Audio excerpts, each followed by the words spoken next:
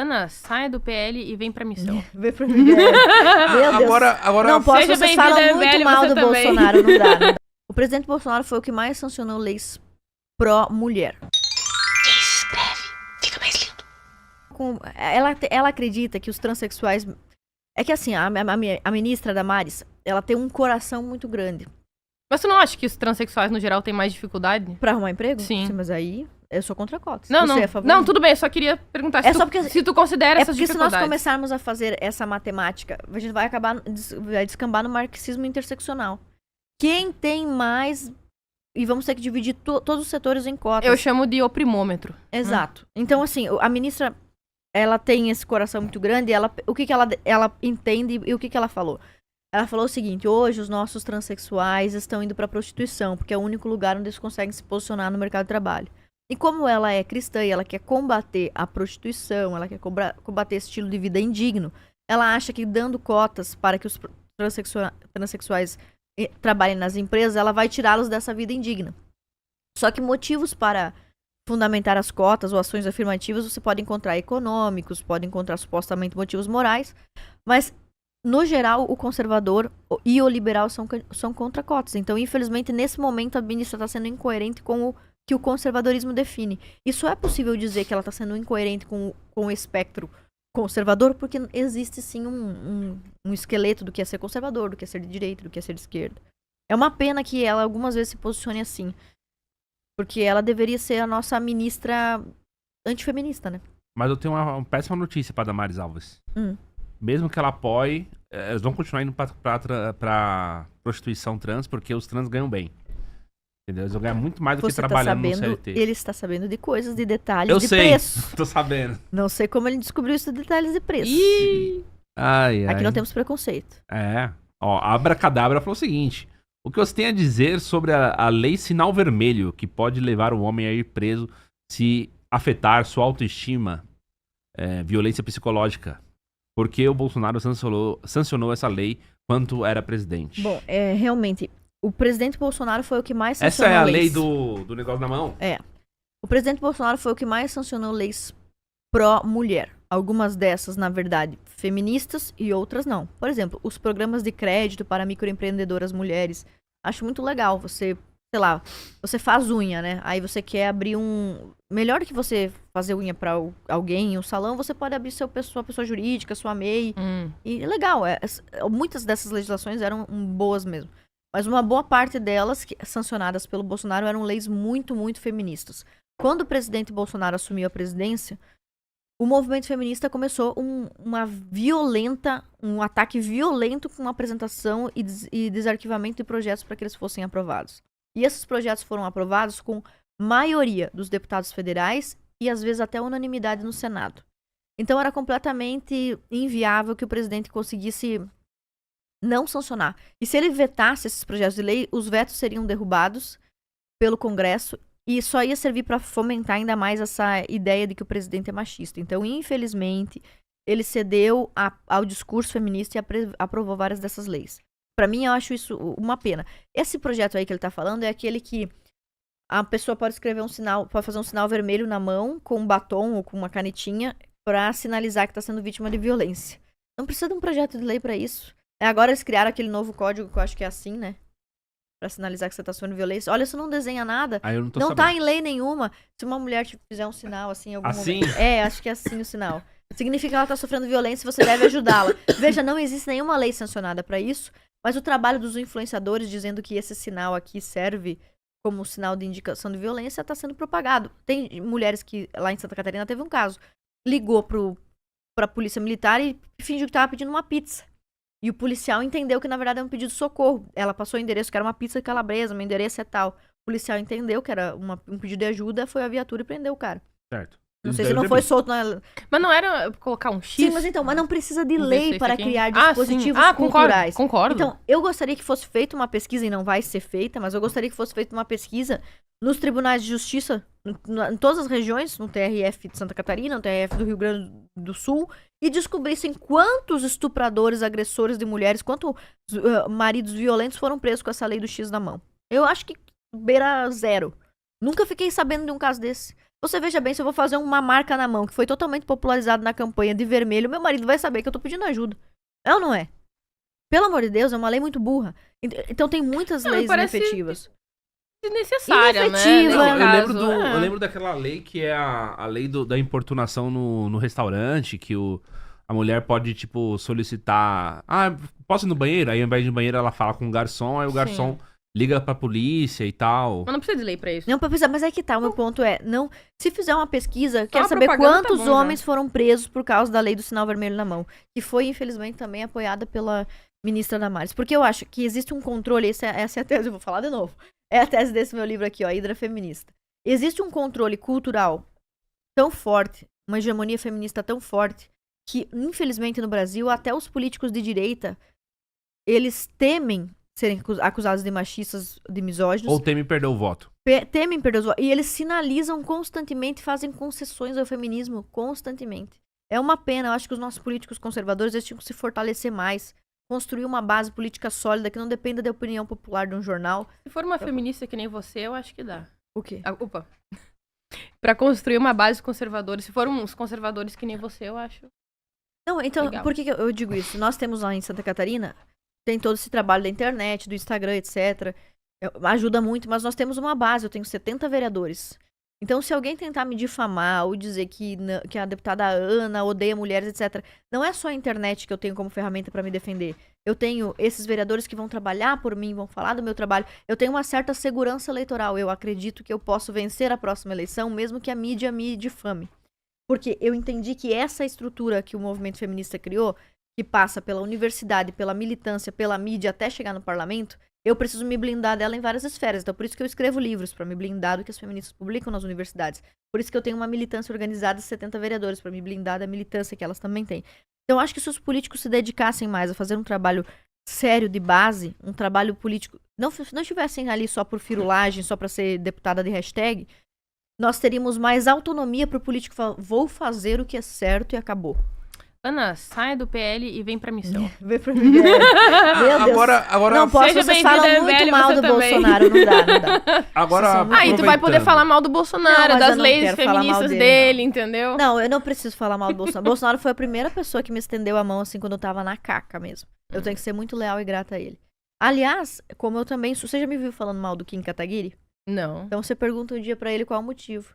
Porque quando eu tinha 22 anos, estava sendo perseguida pelas feministas, eu acho que o Kim Kataguiri tinha 14, Nossa! era um adolescente, ele fez um vídeo e me ajudou o Holiday, que na época também era do MBL, compartilhou esse meu caso de perseguição, uma feminista que me perseguiu violentamente na universidade, eles compartilharam, o Holiday compartilhou, Não foi o vídeo teve assustador? 4 milhões de visualizações, o vídeo do Holiday, na época que ele era do E por que MBL. tu falou mal do Kim?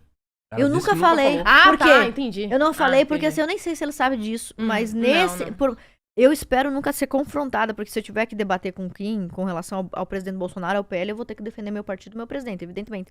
Mas eu gratuitamente não fico atacando ele, porque eu sei que quando ninguém acreditava em mim, ninguém me deu bola, 4 me estenderam a mão. Damares, Bolsonaro, Magno Malta e Kim Kataguiri. Então, assim, pessoas que ninguém sabia quem eu era, ninguém tinha por que se importar comigo. E O Kim fez o vídeo e o Holiday E o compartilhou. Holiday compartilhou. Só que o Holiday só compartilhou, o Kim não, ele teve um envolvimento pessoal. Ele falou, me conta essa história aí, daí a gente fez uma live. E deu tão certo essa live lá em 2024, que o plano... Ele tinha 14 anos. Eu sei lá, cara, ele era muito... Ele tem cara de 12 hoje, imagina a época. Peraí, 2000 e quanto? 2014. 2014. Quantos anos será que o Kim tinha? Não, mas eu não sei, mas eu Cara, sei que... eu acho que uns 17, 18 aninhos. Pois por é, aí. então só que esse vídeo que eu gravei com ele acabou virando assunto na Assembleia Legislativa Uau. e nós conseguimos mudar o currículo estadual de educação depois daquele vídeo. Ele não tem dimensão disso, mas eu sei. Então, por isso que por mais que eu discorde dele muito em muitas coisas, eu odeio quando ele fica fazendo essas acusações violentas contra o Bolsonaro. Não gosto, mas assim, como pessoa, eu tenho que ter um pouco de gratidão a ele, mas muito mais ao Bolsonaro. O Bolsonaro que me colocou como presidente do PL Mulher, me apoiou na primeira eleição, na segunda, o Eduardo Bolsonaro foi o cara que fez propaganda pra mim. Eu era a candidata da família Bolsonaro em 2018. Se não fosse ele, certamente eu não estaria aqui. Vou fazer minha propaganda política também. Passa também. Cada um tem o seu horário político, né? Pode, mas ainda tem uma pergunta. Tá, tudo bem. Mas assim, eu confesso que eu me sinto também muito grata em relação a todo o acolhimento e receptividade que eu tive no MBL. Porque, enfim, foi realmente muito difícil eu ter sido aceita em relação às pessoas que estavam fora, tanto quanto as de dentro. Com o tempo fui conquistando as pessoas, elas foram se tornando cada vez mais simpáticas e receptivas a mim.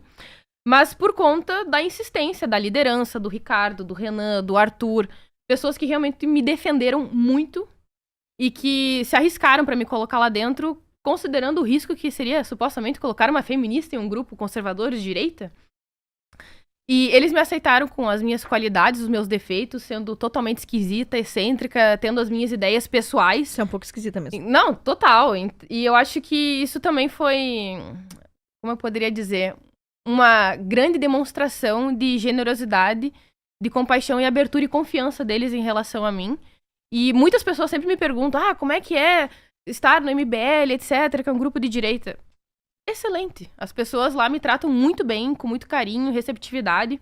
Inclusive o Jota tá me assistindo, ele me falou que ele ia me assistir. O engenheiro Léo também. Ele tá por aí. E eu tô realmente, assim, muito satisfeita com a forma como eles têm me tratado. E como eles respeitam a minha atitude, a minha postura e as minhas teses intelectuais. Eu acho que é o mais importante. Eles me respeitam enquanto intelectual. E me proporcionam toda a liberdade pra me posicionar como eu quero. Acho importante deixar claro que minha dívida de gratidão é unicamente com o Quinho. Quero mais que o MBL se lasque. Só pra deixar muito claro aqui. É, o que eu penso sobre o PL, né? Mas enfim, isso todo mundo já sabe. Você pode só tirar.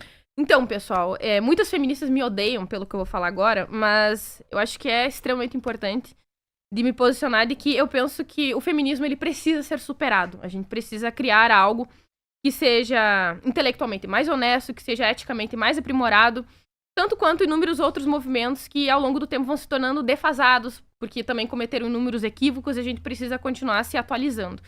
Por isso que eu criei o conciliacionismo de gênero, que é uma perspectiva de que ambos, homens e mulheres, importam, que nossos problemas estão intrincados e que, através das melhores evidências científicas e através de uma argumentação, uma investigação lógico-racional, nós podemos encontrar as soluções mais eficientes e produtivas para ambos, para a humanidade no geral. Quem quiser conhecer o conciliacionismo de gênero a partir de uma perspectiva mais científica e racional, procurem Espectro Cinza em todas as redes sociais. Muitíssimo obrigada. Eu concordo plenamente. O feminismo tem que acabar. Então tu é conciliacionista, pode ser? Pode ser complementarista. Conciliacionista, adorei. Já tem aqui uma que aderiu ao Já vou- conciliacionismo. Você tem 2 pessoas já no teu movimento. Assine Valete Plus da Espectro Cinza ou morra na ignorância. E você ganha uma revista. Com a megera Sabe o que o em pessoal casa. tá falando aqui no chat? Olha a diferença de quem tem pai presente. E olha, desculpa, mas eu vou ter que concordar, não é? É isso mesmo. Um pai presente faz toda a diferença na vida da mulher. Eu concordo. Eu E acho que é importante, sim. Eu penso que tem inúmeras qualidades e virtudes masculinas que as mulheres devem aprender. Inclusive a serem mais racionais, a serem mais calmas, a serem mais lógicas. Escreve, fica mais lindo. Eu pergunto, assim, porque essa é uma postura que eu costumo ter no meu canal. É o que eu realmente penso, tá? Eu penso que existem tantos vícios quanto virtudes da masculinidade quanto da feminilidade. Nós temos determinadas Perfeitamente. fraquezas, em média, né? Perfeitamente. E eu sempre comento no meu canal que as mulheres, elas têm muito o que aprender com as virtudes masculinas e os homens têm muito o que aprender com as virtudes femininas. Perfeitamente. E eu me refiro, as mulheres, elas têm que aprender sobre resiliência psicológica, sobre força, ousadia, coragem, mas os homens também têm o que aprender com compaixão, empatia, doçura, cuidado e nutrição. E, infelizmente, muitas vezes, eu acredito que tu também já deva ver bastante em canais, perfis conservadores, de que as mulheres, elas têm que ficar quase que alienadas em um mundinho infantilizado, Sim. bobinho, extremamente feminino, e os homens têm que ficar alienados e restritos a um mundo extremamente masculino. Que, na minha percepção, acaba deixando ambos meio que mutilados e toscos, meio estúpidos e idiotizados em cada um dos seus mundos, sabe? Sim, eu acho assim, ó. A masculinidade, ela é muito linda e a feminilidade é muito linda. Uhum. Se uma mulher é muitíssimo feminina, ela tem que ficar com um cara muitíssimo masculino. Essa é a combinação perfeita. Agora, se você tá falando com uma mulher que toda mulher é feminina e todo homem é masculino. Mas que, assim, essa mulher, ela é mais intempestiva, corajosa. Ela vai ter que ter um marido que também equilibre isso, tendo Essas características. algumas Perfeito. características femininas que compensem. É por isso que eu acho assim, a complementariedade sempre foi o ideal conservador. A complementariedade, exemplo que eu uso sempre que é maravilhoso, é o exemplo de Santa Zélia e São Martin. Olha que loucura, porque vem muito das bolhas católicas, esse negócio de que mulher não pode trabalhar, né? A Santa Zélia, ela era muito feminina, ela tinha um trabalho artesanal com renda, era rendeira. E o marido tinha uma relojoaria, tipo uma joalheria. Bem masculino o trabalho dele e bem feminino o trabalho dela. O tempo foi passando e o trabalho de rendeira dela começou a render. Pleonasmo. O trabalho de rendeira dela começou a dar muito certo, teve muito sucesso. Ela foi contratando rendeiras, acabou profissionalizando aquilo ali. Dava tão certo que o São Martin fechou sua relojoaria E passou a trabalhar para ser o CEO da corporação ali de rendeiras da esposa. E eles juntos criaram Santa Terezinha. Santa Terezinha, uma santa. A filha deles também foi canonizada. É um casal santo que gerou uma filha também santa. Que tinha uma mãe que trabalhava e um pai que trabalhava no negócio da mãe. Em momento nenhum, São Martin deixou de ser mais homem por ter gerenciado uma empresa de rendeiras. Eles fizeram aquilo que um conservador tem que fazer. Somar as suas circunstâncias aos seus desejos. Aquilo que tem predisposição a fazer. Então, Santa Zélia e São Martin derrubam essa tese de que o homem tem que ficar lá na sua caixinha, a mulher tem que ficar na sua... O que também não quer dizer que eu sou a favor da fluidez de gênero, tem que deixar muito claro. Não, são coisas diferentes. Pelo amor de Deus. Isso é bem diferente, isso é bem diferente. Acho que ninguém vai confundir essas coisas. Eu acredito que é mais uma circunstância de que nós podemos aprender uns com os outros e ir melhorando, aprimorando essas qualidades a partir da nossa observação. Inclusive, veja bem, eu sempre acabo comentando meu pai, porque, pra mim, ele representa uma masculinidade bem tradicional, assim. Meu também. Em que ele é muito trabalhador, sempre foi muito dedicado, proveu pra nossa família, muito honesto e muito honrado. E eu acho isso o máximo no meu pai. Será que nós temos o mesmo pai? Cara, que isso? Porque foi com ele que eu aprendi muito, assim, a arte do diálogo e da honestidade intelectual. Meu pai é muito racional, assim, sabe? Então, assim, em dado momento, durante uma discussão, entre aspas, né, algum debate que eu tinha com ele, e eu trazia um argumento melhor, ele simplesmente aceitava, sabe? É uma coisa, assim, que é da natureza dele, e eu sempre admirei muito isso nele, sabe? Essa clareza, essa facilidade de aceitar quando tá errado, em pedir desculpas, e ser muito transparente.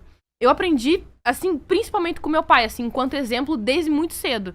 E hoje em dia, minha mãe fica enchendo meu saco, dizendo que eu sou uma puxa-saco dele. Né? Meu Deus, não parece a minha casa. Olha os meus amigos. Tudo o papaizinho dela. Eu carreguei por 9 meses pra ela ser uma puxa-saco do pai dela. Os meus amigos aqui estão confirmando que a minha casa não muda nada, nenhuma letra, é a mesma coisa. Meu pai é tudo isso e lá em casa é a mesma coisa. Eu aposto que ela dizia, eu sou a bruxa, né? Porque a minha mãe fala isso, você eu sou a bruxa. Do teu pai é tudo pro teu pai. Eu lembro que eu levei meu pai pra fazer uma viagem pra Israel. Eu falei, mãe, é que meu pai é muito evangélico, ele adora Israel. Não sei se seu pai é evangélico também. Eles gostam muito dessa coisa toda, né? E aí eu levei meu pai pra lá. E daí a minha mãe, porque você não me levou, porque não sei o que, não sei o que, não sei o que. Porque levou só teu pai. Daí eu falei, mãe, mas você queria ter ido? Eu não, um monte de areia. Um monte de areia. De pedra. Todo de deserto. Era só pra implicar ciumenta. É só pra manifestar esse ciúme mesmo. Mas a minha mãe é maravilhosa também. Ela é bem isso aí. A minha mãe é totalmente maternal. A minha mãe tem um polo 100% feminino. Meu pai tem um polo 100% masculino. Só tem uma variação de polo. Se for pra consertar um bagulho em casa, uma escada, um azulejo, daí a minha mãe... Nossa, tua mãe é operária ali. A minha mãe vira homem e meu pai vira mulher. Não posso fazer isso, agora não posso, depois eu faço. Mas olha, tem uma coisa que eu acho que meu pai é muito mais feminino que a minha mãe. Meu pai é muito mais sensível. Meu pai é doce. Ele é mais terno, mais carinhoso, sabe? Agora mamãe é megera. Minha mãe é bem durona, assim. Inclusive, recentemente... Mas como são complementares? Absurdamente. Eu tava lá em casa, né, lá com eles há alguns dias. E aí ela disse que o pai dela era um pai muito bruto, porque ele era militar. Ele era cabo.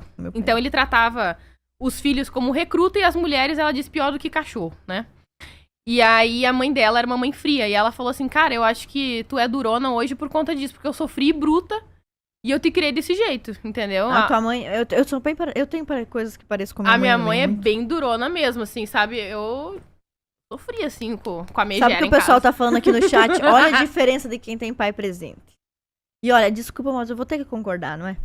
É isso mesmo. Um pai presente faz toda a diferença na vida da mulher. Eu concordo. Eu acho que é importante, sim. E é por isso que eu acho, assim, ó... Voltando àquele tema que a gente falou antes da Revolução Sexual. É preciso que as mulheres observem que ter direito ou ter possibilidade de fazer tudo não significa que tudo deve ser feito.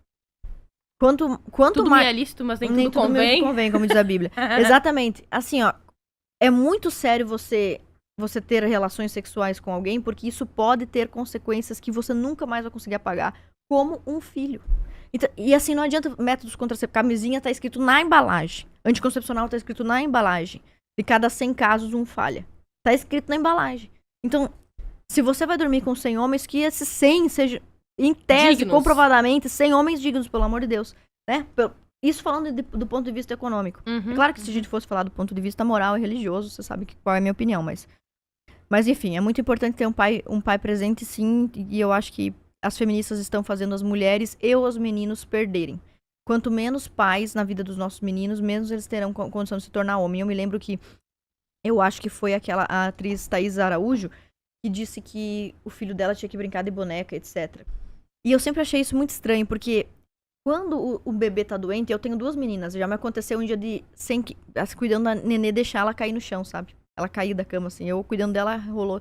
Meu Deus, me deu um desespero, eu comecei a chorar, chorava mais que a criança.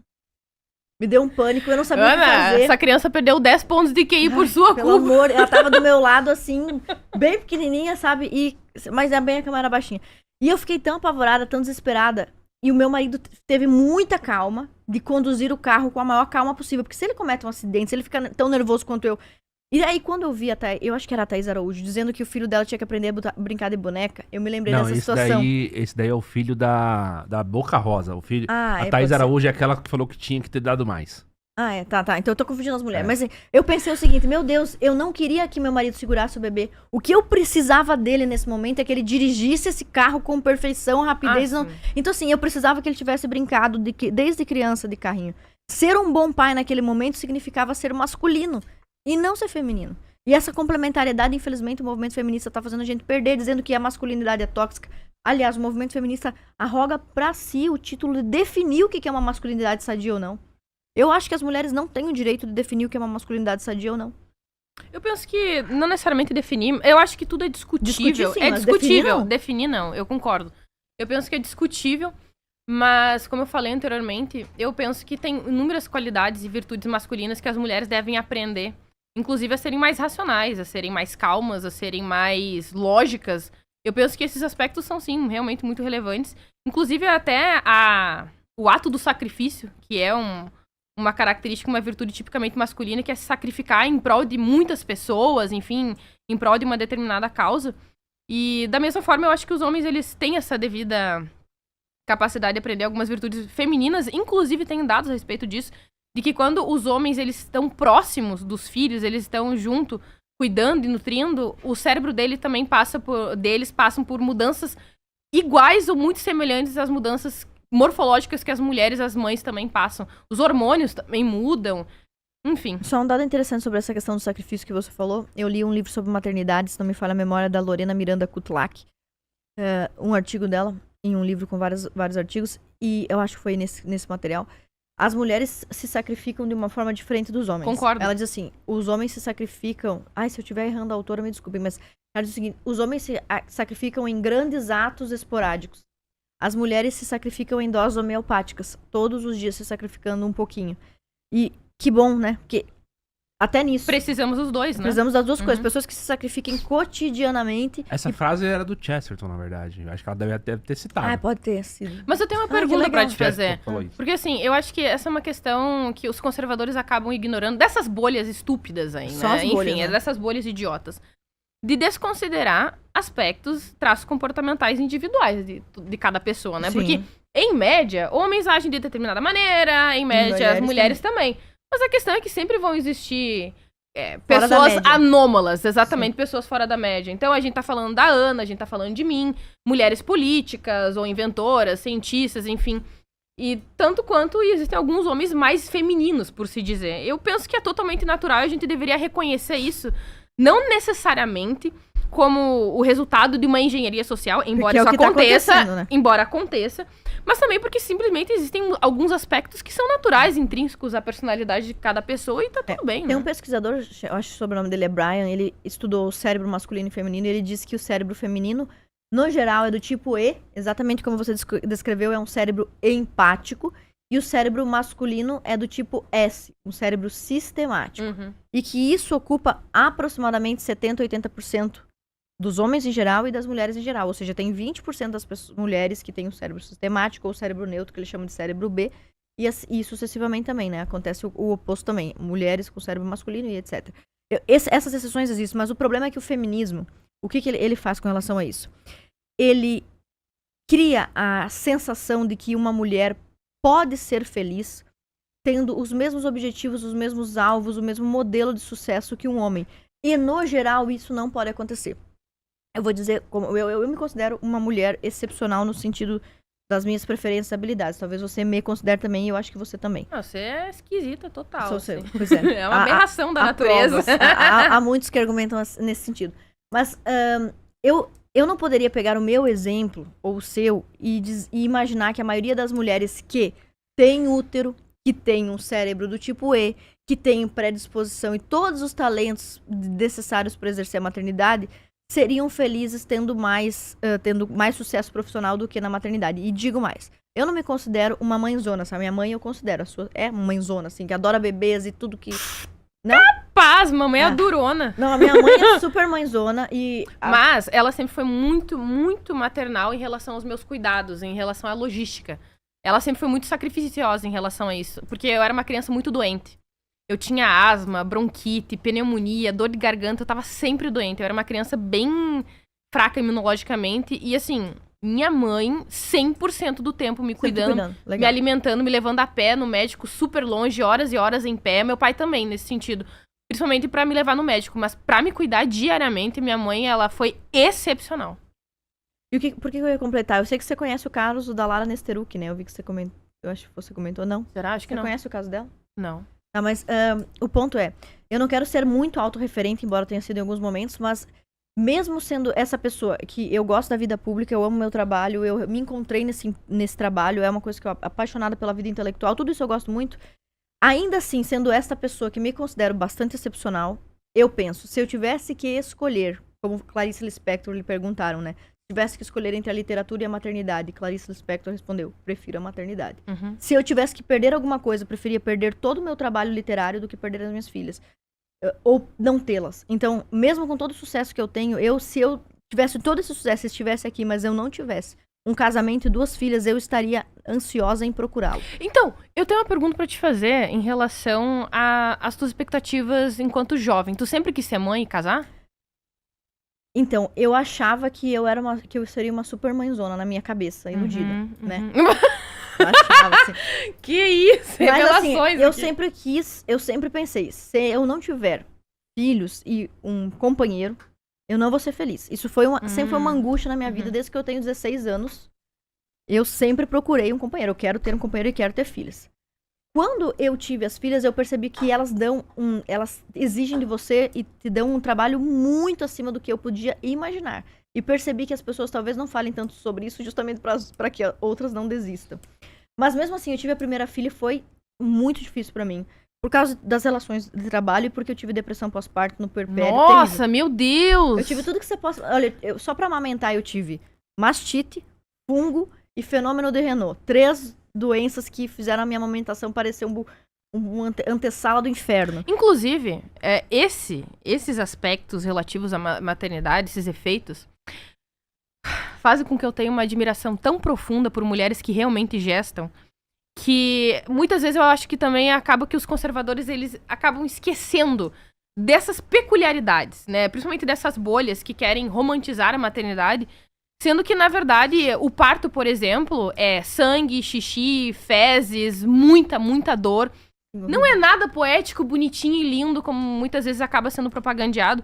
E eu tenho respeito profundo pela maternidade, por esse sacrifício, justamente por conta de todas essas dificuldades. Eu considero, assim, talvez o maior sacrifício que um ser humano pode fazer. Então, eu acho impressionante. Mas eu não tinha dimensão do quanto isso dava trabalho. E aí, quando eu tive o primeiro filho, meu Deus, sério, a minha primeira filha foi super difícil. O pessoal ficou todo doido lá em casa, quase. Porque realmente eu fiquei muito deprimida, emagreci muito rápido. Realmente não fez bem pra minha cabeça. E eu pensei, eu nunca mais quero passar por isso, né, na época. Mas assim, eu sabia que também isso era efeito dos hormônios. Logo que a minha filha cresceu um pouquinho, eu já comecei a, meu Deus, eu quero ter mais um filho. Hoje eu tenho 2. Meu Deus. E elas não param, no momento nenhum. Quando eu tô em casa, é uma gritaria. Os meus amigos que vivem lá em casa sabem, meu Deus, a Catarina mesmo, ela é um furacão. O temperamento dela é temperamento furacão. E elas são muito bagunceiras, elas tomam todo o meu tempo. E eu constantemente sento na mesa com a minha família e digo, eu gostaria de ter mais filhos, gostaria de ter 4 filhos, eu gostaria de ter 5 filhos.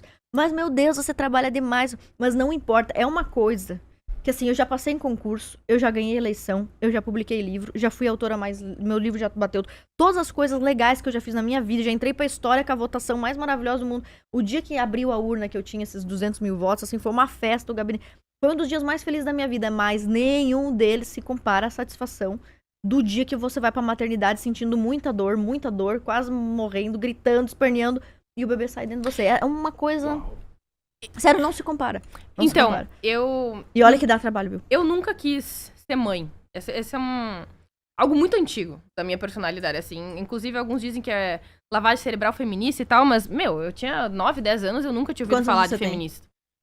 Eu tenho 33, atualmente. E eu nunca quis ser mãe, eu tava ficando um pouco mais velho, já queria ser estéril e tal. Eu também nunca fui muito afeita às crianças no geral.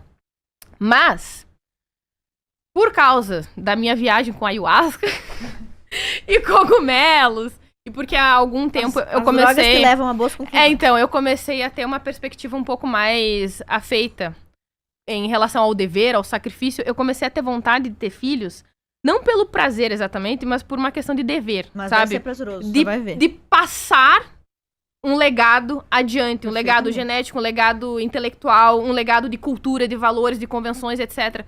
E eu vou te contar, ó, vou fazer um resumo. A vez que eu tomei ayahuasca, eu tive um... Gente, detalhes demais. Eu tive uma visualização, assim, do meu lado esquerdo, que era um culto ancestral xamânico, em que eu vi muitas pessoas, muitas pessoas enfileiradas. E elas foram se juntando uma a uma, pá, e elas se juntaram em mim. E eu pensei, meu Deus. Meu Deus, eu Não sou use Avatar. mais. Aquele momento, eu me senti, assim, profundamente conectada com a linhagem ancestral da humanidade. E a partir daquele momento, eu pensei, cara... Eu não sei. Eu não se posso você terminar com considera uma isso. pessoa egoísta? Ou, assim... Cara, eu acho que não. Eu não me considero egoísta, muito pelo contrário. Eu costumo fazer inúmeros sacrifícios, coisas que me desgastam emocionalmente, que me causam humilhação, degradação, exclusão, ostracismo. Mas eu penso que tem algumas coisas que me proporcionam gratificação. Eu não busco felicidade. Eu sempre eu digo, já vi você falando isso É. e achei muito legal. E por que que eu tô te não busco perguntando isso? felicidade. Porque eu, diferente de você, me considero uma pessoa muito egoísta. Eu acho que os meus amigos me consideram mais ainda, coitados. Uhum. Me considero uma pessoa egoísta e mimada. Tipo assim, qualquer coisa que acontece que eu Ah. não gosto, eu fico... Eu sou chamada de revoltada. mimada, eventualmente. Então, e sabe o que eu acho? Assim, o filho é o seguinte, não que eu tenha melhorado muito, porque eu continuo uma pessoa não muito impossível. boa. É impossível Mas, não assim, melhorar. Então, mas é que tá. É impossível não melhorar. Nem que você evite de todas as formas. E não queira. Você acaba melhorando por osmose, por necessidade. Então, eu acho que. Eu já ouvi você falando que a vida. Nós não estamos na vida para ser felizes. Concordo perfeitamente com isso. Nós estamos na vida para ser úteis. E, tipo, não existe uma coisa mais útil que você possa fazer pela humanidade do que ter filhos e criá-los bem. Criá-los Cara, bem. dia após dia, eu Você vai ser Eu já obrigada a falei, engravidar. pensando que Eu já falei isso pra ela. E Nós aí estamos ela lidando falou, muito bem, mas Não, eu eu posso te ajudar com vou isso. congelar meus óvulos e vou Você tá gestar velha pra isso, em já te falei. útero artificial. Vai Tá ser em passando útero o tempo, artificial. Eu sei, vai ter que ser em útero artificial, porque eu não quero gestar, gente. Não é pra mim isso. Ô, sabe qual Não que é é a pra parte mim. que eu gosto mais da gravidez? Não é pra mim Eu isso. sempre falo pros meus amigos, a parte que eu mais gosto é a gravidez. E aí eu vou É a gestar. coisa mais E aí, legal. assim, ó, vão ser gestados em útero artificial, em uma fazenda, e não vai ser eu que vou criar. Desculpa. Meu Deus. Não, você vai querer que... Você- Assim, mas não tá- é muito fofinho. Eu não vou cuidar. Não, olha, é tão maravilhoso hoje, você pode ter muita rede de... Você não tem pais muito legais, eles com certeza vão te ajudar. Nossa, os meus pais adorariam, só que eu ia deixar eles sendo criados por eles lá, entendeu? Mas é melhor do que não tê-los. É melhor do que não tê-los. Não, sério, é porque assim, eu tô te fazendo uma pregação aqui, porque você tem 33 anos e o nosso tempo, ele acaba. Um homem pode, aos 50 anos, decidir ter um filho. Meu pai, quando eu nasci, tinha 40. E é uma coisa que você não pode fazer depois. Ficar famosa, ficar rica, abrir uma empresa. Tudo isso, sair candidato, tudo isso nós podemos fazer depois. Isso nós não podemos fazer depois. Então, eu acho muito valioso mesmo. Tá, então eu vou deixar na primeira infância com os avós. Quem Depois sabe? eu cuido Quem dele. sabe você gosta, essa muda de opinião. Mas duvido, mas tudo bem. Assine Valete Plus da Espectro Cinza ou morra na ignorância. E você ganha uma revista. Eu não sei de onde que as mulheres conservadoras tiraram a noção de que elas podem ser dondocas improdutivos, imprestáveis. inúteis. Escreve, fica mais lindo. Fiz sobre masculinidade, você lembra? Sim, eu comento às vezes até. Tem muitas coisas boas que você faz. Fiquei bem feliz, assim, eu não imaginava. Isso Que era o aconteceu porque eu tinha tomado umas doses de cogumelo, tá? Aí você vai dizer que não lembra. Juro, eu dropei cogumelo, acho que uns 4G. E aí eu comecei a pensar sobre esse assunto e pensei. E eu pensei, meu Deus do céu, eu preciso escrever sobre isso aí. E aí eu tinha alguns aspectos que estavam meio perdidos, assim, eram insights. E aí eu me debrucei sobre aquilo e eu construí toda uma linha lógica, argumentativa. Fui lá e postei e a Ana adorou o texto, assim. Ou achou seja, a maravilhoso. Glenda muito louca equivale a Ana muito lúcida. É um perigo. Ah, que isso! Já pensou se eu ficar muito louca, se eu ficasse louca, assim, o que eu faria, né, meu Deus do céu? Ia pra rua defender a abolição do voto, que nem aquele maluco lá da Casa Branca.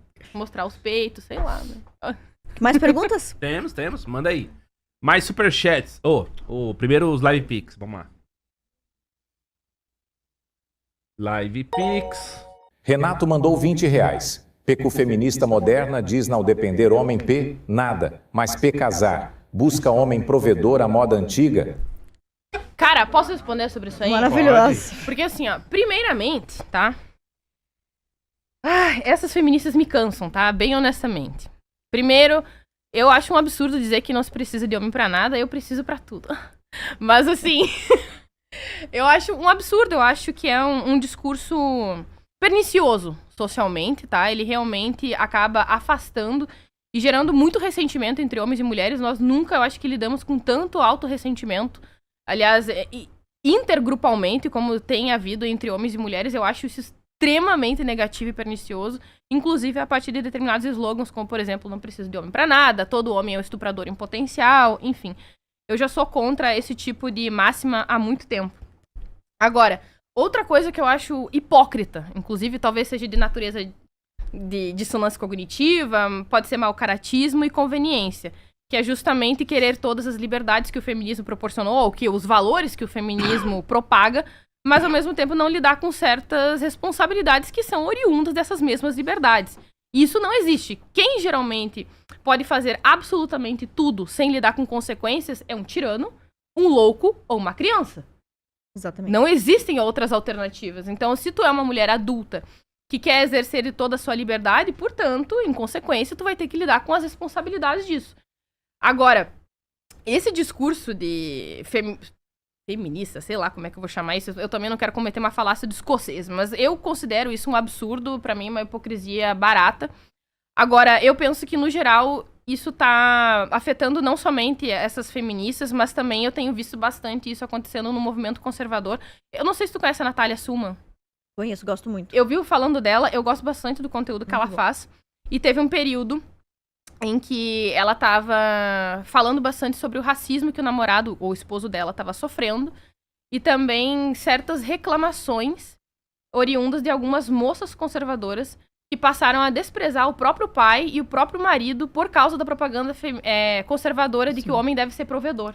Esposa do troféu, né? Exatamente. Então, até determinado ponto, essas jovens, elas admiravam o próprio pai ou o próprio esposo, mas por conta dessa propaganda conservadora, elas começaram a desprezar essas pessoas. Maravilhoso esse assunto. Sabe? Muito Então, bom. eu acho que é interessante porque eu penso que, bem honestamente, sem levar para o lado do debate, que o ser humano ele tem a capacidade de distorcer e de reinterpretar coisas que até então, no seu início, tinham excelentes, ótimas e belas intenções, porque nós somos falhos. As pessoas, elas têm as suas fraquezas, suas conveniências e vão fazer o possível para ter certos oportunismos, né? Então, nesse aspecto, eu acho que foi uma distorção, de qualquer forma, e acabou gerando essa percepção de desprezo em relação a esses homens. Cara, eu concordo 1000% com isso. Eu não sei de onde que as mulheres conservadoras tiraram a noção de que elas podem ser dondocas improdutivas, imprestáveis. inúteis. Isso aí não tá em lugar nenhum. Veja, porque a mulher cristã não trabalha. Tem um capítulo, eu presenteei... Tem em Provérbios, não é? Tem. Que a Eu coloquei mulher, aqui um capítulo. a mulher virtuosa, ela trabalha, ela vai até... Existe isso, já pensou se realmente nós pudéssemos não trabalhar, se o feminismo conquistou o direito de trabalhar... Bom, que coisa mais maravilhosa se isso fosse virtuoso, mas não é. Mentira, eu gosto. Em que consiste a virtude? E principalmente no casamento, as duas partes precisam entregar algo valioso pro outro, senão não tem sentido esse casamento. Então, se o homem está contribuindo pagando mais contas, a mulher tem que contribuir com algo tão valioso quanto, que seja a criação de alto nível para esses filhos, não deixar com que esse homem se sinta sozinho, rejeitado, que as roupas dele sejam lavadas. Existe essa compensação. Mas olha, hoje em dia, nesse mundo extremamente confortável, máquina de lavar roupa, iFood, restaurante, a pessoa, aos 20 anos, ela resolve ficar plena e dizer, agora eu sou mulher conservadora, eu vou ser dona de casa. De que casa? Né? Peraí. Isso não é um desrespeito, mas assim, ó, você mora num apartamento pequeno e é um casal jovem que não conquistou nada. Vocês têm que trabalhar. Não existe a possibilidade das duas pessoas não estarem se ajudando, trabalhando. Como você vai abrir mão de um salário? Você sabe que 90% dos brasileiros, em média, recebem... Se você pegar 90% do brasileiro, em média, recebem 3,5 mil reais por mês. Então, 3.500 reais por mês. Se os dois trabalharem, isso é 7 mil. Você tem uma elevação de qualidade de vida muito significativa no início dessa vida, para que depois, quando os filhos vierem e você estiver aí sim impossibilitado de trabalhar durante a licença maternidade, ou se você quiser abdicar do seu trabalho por 1 ano, 2 anos, 3 anos, 4 anos, 5, 10, 15 anos você possa fazer isso, mas que abdicar desse trabalho seja um sacrifício pra você e não um conforto. Ah, não, Ana. Não é? Não é possível, cara. O quê? Vamos casar. Ah. Não é possível. Se eu não fosse hétero, que é poderíamos. isso? Mas como é que pode um negócio mas desse? eu que eu concordo com você que foi criado um estereótipo de que a mulher, que a mulher conservadora, ela não pode trabalhar. E aí você vê quem tá falando isso pra você hoje são influenciadoras que trabalham. Acho que pior ainda do que a história da mulher não ter que trabalhar é a história da mulher que o dinheiro do marido é dela e o dela é dela. E a história também. do tipo... O dinheiro dele é dos dois. O dela é só dela. Eu escolho o homem pelo salário. Aí quanto que ele tem que ganhar pra estar com você. Que aí essa mulher, ela trabalha, ela não é conservadora, ela não vai ficar em casa, ela não tem filho. Pior ainda. E aí ela, não, mas o cara tem que ganhar 50 mil, 20 mil, 100 mil. Mas sabe quem defendia isso? Adam Smith. Cara, defendia que o salário da mulher era só pra ela. E olha o argumento que ele usava. É muito interessante. Ele dizia o seguinte: os homens... Ele tinha esse pensamento mais igualitário por causa da esposa, né? Uhum. Os homens devem trabalhar e pagar todas as contas da casa. As mulheres devem trabalhar também para o seu crescimento pessoal, dizia o Adam Smith. Mas o dinheiro delas não deve contribuir com o orçamento da casa. Por exemplo, o gás, a luz, a água. Pra não causar um desequilíbrio. Que isso, Adam Smith? Pra não causar um desequilíbrio no mercado. Ele dizia isso. Adam Smith feminista. E ele parece ter a tese dele parece ter se comprovado. Porque hoje, um casal onde os dois não trabalham sofre economicamente. Então, a tese dele era, se a mulher começar a injetar o seu trabalho no custo básico de vida, logo, ambos terão que trabalhar para garantir o básico que hoje um homem sozinho... E aí, realmente, ele tava... Posso fazer um adendo? Pode. Eu não acho que isso seja necessariamente em todos os casos, mas talvez, na perspectiva dele, ele entendesse isso pelo fato de que, geralmente, as mulheres que estão exercendo atividades domésticas, né? Então, de certa forma, talvez fosse um modo de compensar isso. Mas, trazendo um dado em relação à fertilidade, coisa que eu descobri recentemente no canal, no perfil chamado Econometria, eu acho que tu vai gostar desse perfil, em que ele traz dados recentes de que até os anos 80 a qualificação da mulher era correspondente à diminuição da fertilidade. Atualmente, na verdade, tanto o homem quanto a mulher, à medida que eles vão adquirindo mais qualificação profissional e dividem as tarefas, portanto, o custo da maternidade e da casa é mais igualitário, a fertilidade volta a subir. Então, esse é um dado recente, inclusive. Quanto mais o casal ele contribui um pro outro, mais igualitário, mais parceiro, mais a fertilidade volta a subir até o ponto de que as pessoas têm mais patrimônio e mais potencial de criar bem um filho. Eu acho importante esclarecer bem isso, porque eu tenho um capítulo no meu primeiro livro onde eu falo sobre isso, sobre o trabalho, o mercado de trabalho, e eu digo que a inserção da mulher no mercado de trabalho não foi uma conquista, foi foi um contexto econômico da época, da industrialização, pós-mercantilismo, etc. E a mulher acabou sendo inserida no mercado de trabalho. Eu não considero que você trabalhar necessariamente é uma conquista. Mas nos termos em que as coisas estão hoje, o que eu quero deixar muito claro é o seguinte. Quando um casal está junto, a prioridade desse casal deve ser a prole, os filhos. Em muitos contextos, em um país pobre como é o Brasil, fazer o melhor para o filho pode envolver que a mulher trabalhe. Pode envolver para dar um pouco mais de dignidade para esses filhos. Mas também existem muitos contextos em que o trabalho da mulher não é remunerado o suficiente para justificar a sua ausência em casa. E aí, nesse caso, eu acho que o foco deve ser a criança. Se é mais qualificada a educação e o sustento de uma criança que a mãe está na casa do que ela estando ausente, ela deve permanecer. Eu penso isso porque eu acho que é um acordo. E se fosse o caso do marido, a mulher é, sei lá, ela que é rica e o cara é um lascado. Bom, então talvez nesse contexto seja mais compensador ele ficar com as crianças, né? Em contexto econômico. Mas isso tem que ficar muito claro porque as pessoas, como você falou, Glenda, elas leem e interpretam do jeito que elas querem. Eu disse e repito no meu livro, a prioridade da mulher tem que ser os filhos, mas em momento nenhum isso significa que a prioridade do homem não tem que ser os filhos também. Afinal, por que o cara que é casado e tem 3 filhos, ele sai pra trabalhar? É para garantir patrimônio e sustento pra esses filhos, pô. É o mesmo impulso que leva o outro. Eu tenho concordância contigo nesse sentido de que se esse casal tem filhos, sim, ambos têm que girar em torno desses filhos. Ponto. Sim. Olha, tem que ser a prioridade. Sabe que tem um dado bem relevante? Tem um livro conservador de uma teóloga chamada Nancy Pearcey. E ela fala como as mulheres começaram a guerra cultural. E esse livro desfaz um mito que é muito recorrente assim no conservador, que acabou de virar conservador. Que é o mito de que mulher foi feita para educar criança e homem foi feito para trabalhar. Existe toda essa predisposição biológica, é evidente, ninguém nega isso. De nutrição e cuidado. Os homens sempre tiveram uma função na educação dos meninos e das meninas fundamental. Quando você olha o Antigo Testamento, os homens são sempre referidos como educadores de crianças. Pega o livro de Clemente, se não me falha a memória, de Clemente, é O Pedagogo. Os professores, os pintores, os artistas sempre foram homens. Quem educou, lembra quem educou Alexandre o Grande? Acho que foi Aristóteles, né? Então, assim, os professores eram homens e os responsáveis pelos limites máximos, pelos limites mais gravosos da educação eram os homens também. Interessante, eu nunca tinha pensado que os homens criaram muitos... Sim, o que aconteceu na Revolução Industrial? Olha que interessante, a gente pensa assim, a mulher sempre ficou em casa e o homem sempre saiu para trabalhar. Durante boa parte da Idade Média e da Idade Antiga, homem e mulher trabalhavam juntos no mesmo lugar onde moravam. Então, quem educava o menino e a menina era o pai também, eram os dois. E o que a Revolução Industrial faz? Atomiza esse cara, manda o cara para uma fábrica de uma indústria têxtil e manda o cara para uma indústria bélica e a mulher para uma indústria têxtil.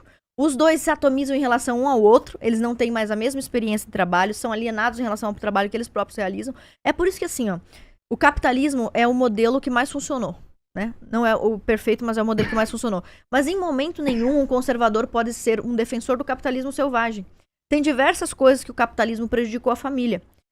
O capitalismo selvagem prejudicou a família, que a Revolução Industrial prejudicou a família, por exemplo, ao atomizar o homem e a mulher. Antes o homem era sapateiro, a mulher era o quê? Auxiliar do sapateiro. E os moleques eram o quê? O sapateiro também. Eles aprendiam aquele ofício, eles sentiam identidade com aquela família, transmitia valores. O pai, enquanto estava vendendo um sapato para um artesão vizinho, ele aproveitava para ensinar para o seu filho lições de economia, lições de honestidade. Olha, meu filho, fomos nós que perdemos o cadarço desse sapato, seremos nós que iremos arcar com essa despesa. Então, os pais sempre foram educadores. O que tirou o pai e a mãe de dentro de casa, tirou ambos, foi a Revolução Industrial, foi esse tipo de trabalho que nós temos hoje, que é um novo modo de produção. Que é um modo de produção, dadas as devidas proporções, de ter que concordar com Karl Marx, mas em alguns momentos é um modo de produção alienador. Por exemplo... Hoje a Ana teve que concordar com liberais, muita coisa com errada Karl Marx. Hoje, não, mas olha só, realmente... Mas isso tá naquele livro, o Warren Boys, né? Que fala a respeito do problema, que... Aí vamos supor que a criança não tem nem pai em casa, porque o pai sempre se divorciou. Aí ela tem uma mãe, ela tem uma professora, ela tem no máximo ali uma presença masculina que é alguém da família, mas ela não tem em quem se espelhar. Perfeito. Exato. Isso também causa a crise dos meninos. Os meninos têm que ter um referencial masculino. Imagina, eu não sou sendo pai de verdade, Se eu saio de casa às 7 da manhã e chego às 9, morto e cansado, eu vou dormir. Eu sei que essa situação de muitos brasileiros é por causa do que nós somos um país que nem todo lugar tem qualidade de vida. Mas você entende que esse filho não está tendo, de fato, um referencial masculino como ele deveria ter? Então, as pesquisas indicam que a criança tem que ter um referencial do polo feminino e um referencial de polo masculino para ter uma educação excelente, para ter a melhor educação possível. Não que outros modos não possam garantir uma boa educação, mas estatisticamente falando, esse é o melhor modelo. Então, da onde que tiraram? Eu acho um absurdo as mulheres cristãs dizerem que toda a educação é responsabilidade da mulher e que todo sustento é responsabilidade do homem. Não, ambos. É claro que a mulher pode não ganhar dinheiro, mas ela tem que contribuir com o sustento da casa de alguma outra forma. Ela Não é pra ser emprestável. Exatamente. Por exemplo, quando a mulher cozinha, ela tá contribuindo com o rendimento da casa. Porque cozinhar é mais barato do que sair pra... Mas assim, ó, eu vou ser bem honesta, tá? Em relação a esse assunto, porque eu acho que muitas vezes as feministas, elas erram nisso também, tá? Mais uma coisa aí que eu sou contra as feministas. Eu não gosto dessa perspectiva de infantilizar as mulheres de que o trabalho doméstico é tão pesado quanto o trabalho no mundo externo. Isso não é verdade. Definitivamente, eu não consigo concordar com isso. E alguns vão dizer assim, mas é porque tu nunca foi dona de casa. Pelo amor de Deus, sou eu que limpo a minha casa. Eu só não tenho filhos. Nesse aspecto, eu penso que realmente é muito mais exigente, não tem comparação. Principalmente nos primeiros anos, na primeira infância. Mas uma mulher que simplesmente só limpa a sua casa, ela é responsável pela manutenção... Pelo amor de Deus, gente, isso é a coisa mais Sozinha você já tem que limpar a sua casa, né? Exatamente, é muito fácil, é muito simples. Basicamente, tu faz na hora que você quiser, tu acorda a hora que você quiser, com os teus próprios critérios, na ordem que você quer, cuidando das suas próprias coisas e da pessoa que você ama. Aí vai comparar com um cara que acorda 7 horas da manhã, ou uma mulher, tem que se arrumar, fazer maquiagem, pega um metrô lotado, um ônibus lotado, fica horas lá trancado numa lata de sardinha, tem que lidar com competição dentro do trabalho, talvez com assédio, com humilhação do chefe, com fofoca, aí tem que lidar com meta, volta pra casa, fica mais 2, 3 horas dentro de um ônibus de novo, chega em casa, tá morta, destruída, acabada, vai lá, tem que almoçar, jantar, tomar banho e vai dormir pra fazer a mesma coisa no outro dia. Pelo amor de Deus, Não, minha gente! Se for um casal sem filhos... Realmente não há tanto o que fazer. Não, isso aí é uma vida boa. Tem é vida de dondoca, tá? Isso mas é claro dondoca. que quando você tem filhos, aí é diferente. Aí eu penso o seguinte, a mãe, ela é absolutamente valiosa e não há salário que pague. Você vai ter que pagar uma babá, uma tata, uma alfabetizadora. A mãe pode fazer absolutamente tudo isso se ela se dedicar. Então, o valor de uma mãe, eu estimo hoje, quando eu faço uma conta superficial, eu estimo o valor de uma mãe em 6 mil, não que mulher seja precificável, mas uma mãe hoje fazendo um bom trabalho, ela equivale a ganhar um salário de 6, 7, 8 mil reais. Que é o que vai custar uma creche, uma babá de qualidade, os materiais. Então, uma mãe, ela supre essa necessidade e ela contribui, quando é uma boa mãe, com o orçamento da casa ao fazer esse trabalho. Que, na minha opinião, é o trabalho mais valioso que existe. Mas eu posso concluir a pergunta? Claro. Como era o nome do menino que fez a pergunta? Meu Deus, gente, você já esqueceu do cara faz 1000 anos. Mas eu não esqueci. Ele falou assim, o que você acha dessas mulheres que dizem que não precisam de homem pra nada? Então, eu sei que você não gosta muito de fofoca da vida alheia, porém... Mentira, eu gosto de fofoca, só não pra argumento, mas eu gosto de fofoca. Mas então, eu vou usar como argumento uma fofoca que não é minha, da Camille Palha. A Camille Palha disse... Uma vez fez uma fofoca em rede nacional com respeito à Gloria Steinem. Ela diz o seguinte... Gloria Steinem cunhou uma frase. As mulheres precisam dos homens... Como um peixe. Como um peixe precisa de uma bicicleta. E aí a Camille Palha fala o seguinte... Você disse que não precisa dos homens pra nada, mas todas as vezes que você vem pra uma festa, cada vez que vem está acompanhada com 1, 2, 3 ou 4 homens diferentes. Fofoca. Mas o ponto não é só isso. A Gloria Steinem, além de tudo isso, ela foi patrocinada... Essa sabe. Ela foi patrocinada pela CIA, que é composta por homens poderosos da elite americana. Então, ela foi patrocinada por eles. Gostosos. E, além disso, andava sempre com 10, 15 homens atrás do Homens malhados. Eu só ia comentar que... Vocês viram aquele vídeo da mulher falando assim, cheguei... Ela chega, acho que não sei se é num terapeuta, em alguém que foi dar desabafada, e fala assim, eu tive que separar. Por quê? Porque o marido não me ajudava em casa. Ah, tá. E agora você morando sozinho, não tem que arrumar a casa do mesmo jeito? Aí ela, é mesmo? Eu só não tinha pensado nisso. Não, mas Muito que se ela tivesse trabalhando, aí faria sentido. Fora. Aí faz sentido. Não. Gente, eu acho que também não? Não. Porra, mas daí é não, eu acho que as relações relações íntimas conjugais, elas têm que ser de parceria. Se você não tá disposto a ceder e entregar, pelo amor de Deus, você é um peso na vida do outro, né? Eu acho que sim. Agora é o seguinte, a mulher trabalha muito e o cara trabalha muito. Então, em casa, vamos se ajudar. Esse é um casal que trabalha muito e que consegue uma boa qualidade de vida, pode junto pagar alguém para ajudar no serviço doméstico. Veja bem, o serviço que a gente chama de serviço entrópico, ele é valioso porque ele é necessário. Mas, assim, todos os serviços, quando você olha para uma família, a família brasileira hoje, média ou de classe baixa, todos os trabalhos são dignos, né? Aquele que sustenta a sua família é um trabalho digno, com exceção do trabalho do job, né? Mas, no geral, os trabalhos são dignos. Então, assim, eu acho que o casal tem que ter a dignidade de juntos fazer o melhor. Pra ambos. Pô, isso é o casal que tem que decidir isso. Não é o movimento feminista e não é ninguém mais. É o casal que sabe o seu... Eu conheço um casal que, infelizmente, caiu nesse negócio aí de... mulher conservadora não trabalha, mulher conservadora não trabalha, e simplesmente esse casal se endividou, se lascou e se complicou de um jeito absurdo, assim. Teve um outro caso, desculpa te interromper, que foi um... Não sei se foi realmente um casal famoso, influenciador, mas que entraram nessa pira também, de que mulher não trabalha, mulher não faz nada, só fica em casa cuidando dos filhos, né? Como se fosse uma paredeira. A questão é que esse homem morreu. E essa mulher ficou com uma mão na frente e outra atrás, não sabia mais o que fazer. Não tinha nem uma meia, o cara. Viúva que teve que começar a pedir esmola, cara. Simplesmente porque ela já não tinha mais como sobreviver. Esse é um outro problema também, né? A mulher, ela quer ficar muito tempo em casa, aí depois ela precisa voltar pro mercado de trabalho, mas ela já tá ultrapassada, esse daí então era né? provedor de Taubaté, né? Porque... Não, pois é que tá. Você Mas tem tem gente é dublê de rico Não, mas agora. tem gente que tá querendo assumir isso. Tem uma entendeu? pessoa na minha família que, de fato, o cônjuge... Na minha família, assim, bem próxima, que o cônjuge Ih, morreu de fofocas Covid. E, infelizmente, com 3 filhos, a mulher não tinha MEI, não tinha carteira assinada. Não tinha experiência. E era dona de casa. Nossa, cara, desculpa. Então, assim, eu não consigo defender isso. Eu acho que mundo maravilhoso e ideal, um marido que proveu o suficiente para que sua mulher possa cuidar dos filhos com qualidade e com qualificação, né? Não é pegar e ficar que nem no doca assistindo fofoca no programa da tarde e colocar um moleque lá na creche o dia inteiro sem necessidade.